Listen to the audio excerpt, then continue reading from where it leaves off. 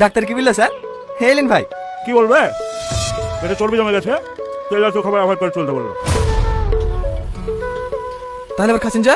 সকাল সকাল তোর হাতে চপ না খেলে দিনটা ভালো যায় না। হ্যাঁ, ডাক্তাররা কি বুঝবে? আরে ওরা জানে নাকি তো চপের কি টেস্ট? জানলা নিষেধ করতো না। দে আরেকটা দে। না না, আমি দিতে পারবো না, ডাক্তার বারণ করেছে। আবার তেলের খাবার খাচ্ছি। আরে দে, আমরা না খেলে আবার তোর দোকান চলবে কি করে? না চলুক, তাই বলে আমার দুটো গালা ফেলে কি আপনার করে দিতে পারবো না? দে দে, তুইও কমলার মতো করছিস। জি, চুপ কি খাবার খাচ্ছ মানুষকে? কি হয়েছে ভাই? কি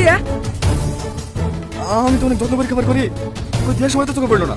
আর শুলো করতে আসলো, আমাকে জিজ্ঞেস করছে আসলো করতে আসলো। ভালো বেঁচে কেনার সঙ্গে মানুষকে নোংরা খাওয়া খাবি না? আজকে তো দোকান বন্ধ করছি।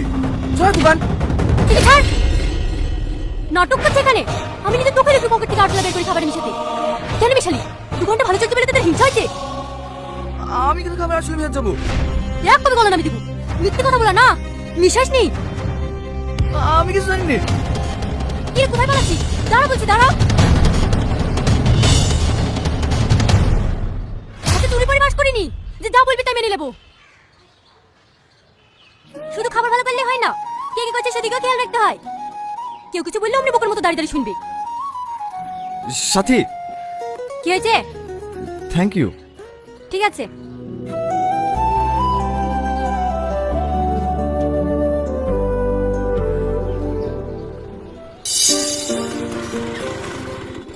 কি গো আগুন, আচ্ছা তো সকাল সকাল দোকান বন্ধ করে দিলে যে?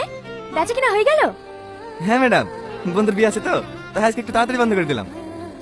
আগুন, তোমাকে কতবার বলেছি আমাকে ম্যাডাম বলবে না? কল মি তুই না, ঠিক আছে?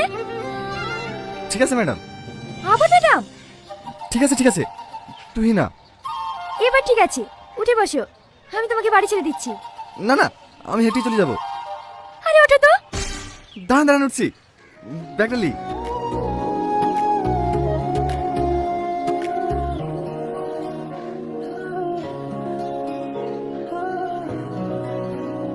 হয়তো করে কেন, ভালো করে বসো।